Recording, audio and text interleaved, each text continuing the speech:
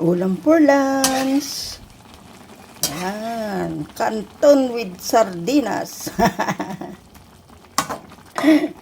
Yung Hokkaido na sardinas, kagabi na tira namin sa hapunan. O, ayan na.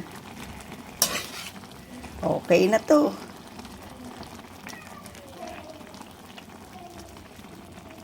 Ayan. Pwede nang kumain, guys. Hello po sa lahat. Magandang buhay. Yan ang menu natin ngayon. Oh, shoutout po sa lahat. Love, love, love po. Canton at sardinas. Paborito ng asawa ko to. Yan. Tapos ganyan, may sabaw. Hindi ko siya patutuyuan kasi masarap.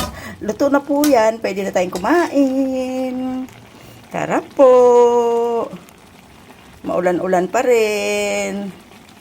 Ayan. Sardinas at canton. Wala man lang gulay. Wala kasi akong gulay. Hindi pa ako nakapamalingki. Pero okay na to. Masarap na siya. Bye-bye.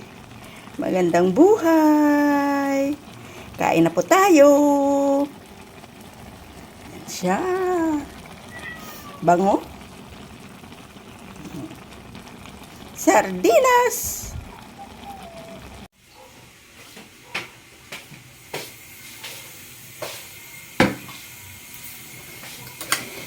Sabi. Macau. Lutong Macau daw.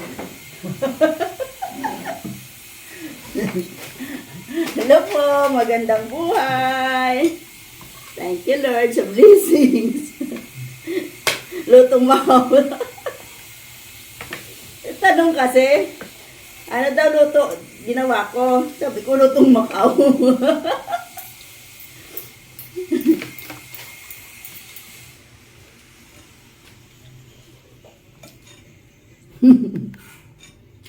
Kain po. Ulam namin. Canton at sardinas. Sardinas tira namin kagabi.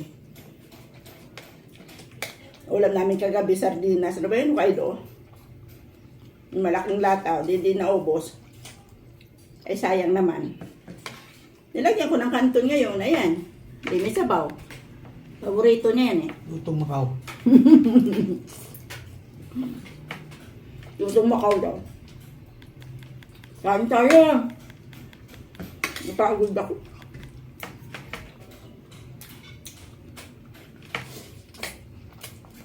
Akyat ba? Naglalaba kasi ako eh. Ako naglalaba, nagluluto. Kalang ko muna sa wasin. Iwanan ko dun. Baba ako, luto. Kasi pasok ng apo. Pasok. Akyat na naman. Di pa ako tapos. Pero naano ko na lahat. Banlawan ko na, na-dryer ko na, sampay na lang.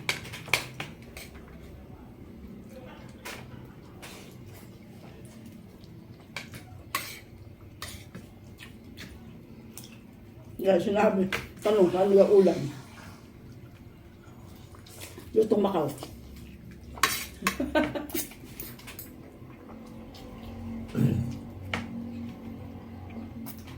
Masarap yung ganitong ulam, paminsan-minsan lang.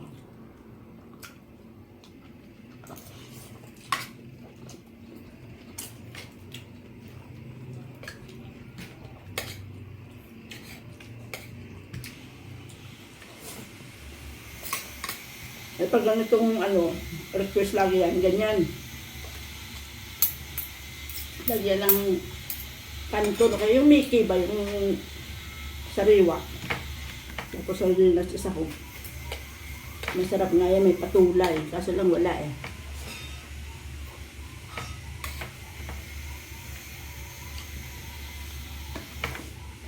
Sama po, kain! Kayo po! Makulimlim pa rin ang uulan-ulan. Buti na lang yung sampalan ko sa taas. Umulat yung bagyo. Nakakapatuyo ako. Yung nga lang, iba pa rin yung ano ng nilabhan na ano tawag doon? Tuyo sa araw.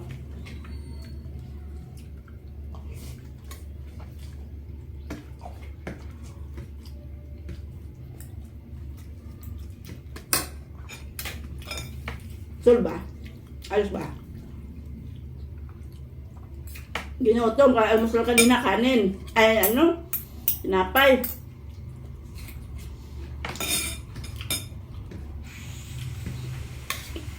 Ay, akin kanina, almusal, naglaga ako saging. Mayroon pa nga. Pabili ako saging sa kanya. Tinapay sa kanya, saging sa akin. Hindi may merienda pa ako mamaya. May tinapay ka pa naman dun, di ba? Pag-uwi, pumutok na raw, gutom daw siya. Kasi nga, tinapay lang, unta nga ang almusal. Ang oras na ba? 11:30 pa lang siya naman.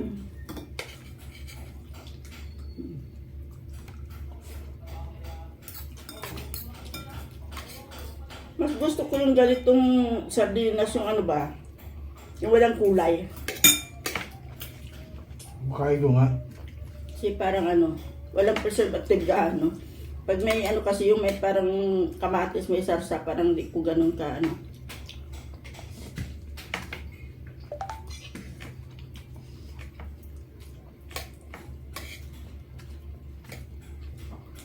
Anong klase ng isda? Pag malaki. Mas masarap yung sardinas nung araw. Sa amin sa probinsya, tandang-tanda ko, nung maliit pa ako, pinag-aagawan namin yung ano, yung lata. Pag binuhos yung ano, yung sardinas, may natira-tira sa loob ng lata. Lalagyan ng kanin yun. Yung loob ng lata, lagyan ng kanin. No? Ayos. Tapos gustong-gusto ko yung ano, yung pinakatinik ng sardinas sa gitna.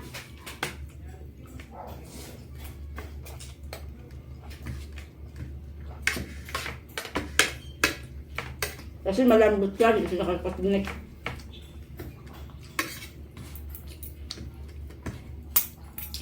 Tanda ko pa naman si Lolo nung araw pag bumibili ng mga ganun. Malalaking lata. Ayaw yun nung maliliit. Kalakasan ni Lolo. Kahit sa isda, ayaw yun nung maliliit na isda. Umaano lang yan, bumibili ng isda maliliit, yung dulis, yung dilis, ganun. Kasi kinikilaw lang niya yun. Pero pag mga isda talaga na pangulam, gusto nung malalaki. Tsaka pag pumunta sa palengke yun, kahit walang pera yun, pag uwi nun, puno yung basket nun. Tipak-tipak yung karne.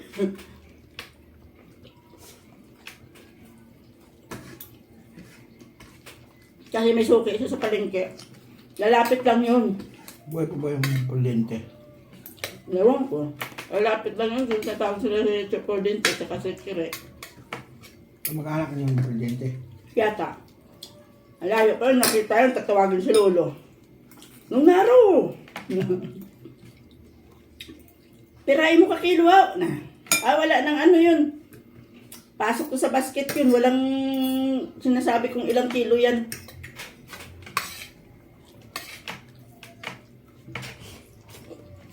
Sabihin ni Lolo yan. Bakit kwarta? Ano, nasukat kwarta, di ko kaon. Darab na dyan basket. Kaya medyo kakasama ko. Yung ano kay Lolo, kahit saan si Lolo talagang kilala.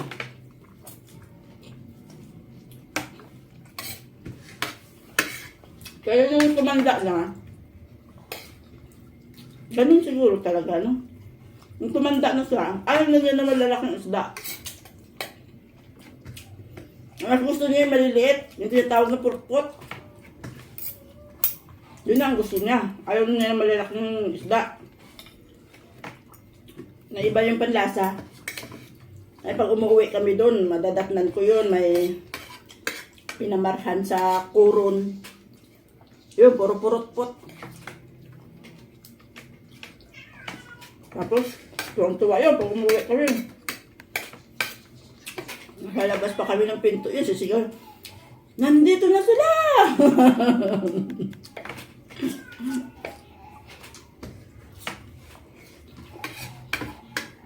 Araw-araw piyesta. Mungan din kami.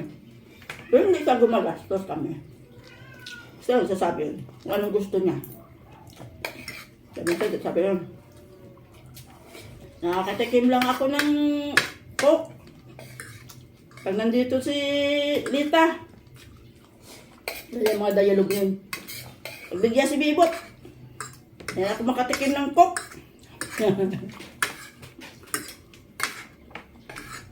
Kakamitin ng mga kakagda.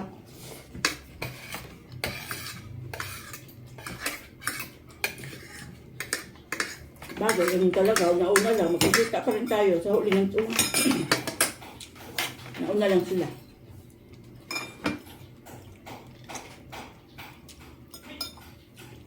Ngayon, nauna nawala si Lolo. Nawala si Lolo. March ata.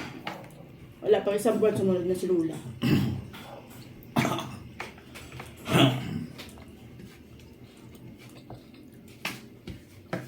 Hindi pa rin sila nag-iwalay.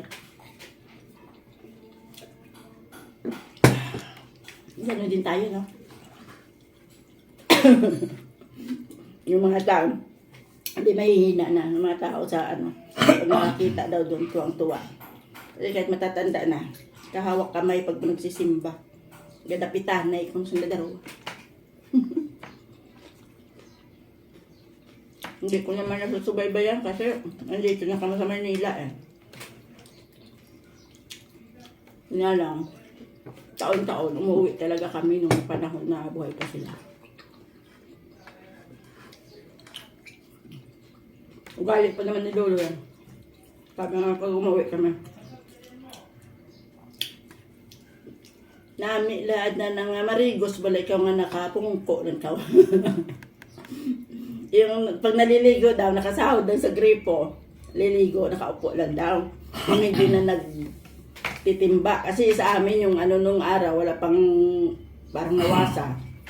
Bomba talaga yung puso, yun ang ginagamit. Paparinig yan. O, ura-urada, lalakarin ito. Araw din na yun, lalakarin yan. Kabit na. Tapos, kuryente, ganun din. Lambing din siya. Gusto doon niya maranasan yung kumakain ka eh, maliwanag naman. Ura-ura. Ayan. Kahit pa paano, may connection naman siya doon sa mga ano sa pandan yun, eh. Ang bilis. Iba nga, nagtataka eh. Kararating lang daw namin, bakit kabit agad? Samantalang sila daw nung araw eh. Taon na nag-a-apply eh, hindi pa nakakabitan. Samantalang kami, kararating lang, nandyan na. Ang tubig ka na sa hindi eh. Ganun talaga.